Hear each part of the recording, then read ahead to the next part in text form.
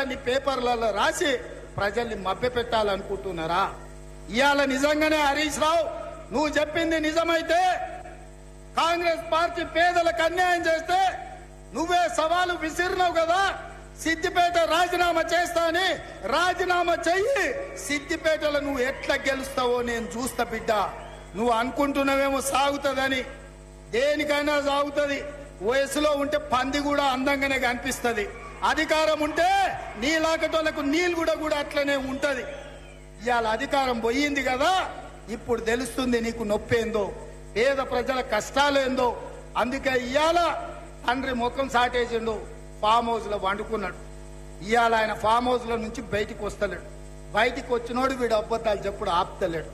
అందుకే మిత్రులారా అప్రమత్తంగా ఉండండి. అయ్యో పాపం అని సానుభూతి చూస్తారా అంటే నాగుపాముకు నాగుకు పాలు పోసినట్టే అవుతుంది బీఆర్ఎస్ మళ్ళా దగ్గరికి రానిస్తే. అందుకే ఈరోజు ఇంత మంచి కార్యక్రమం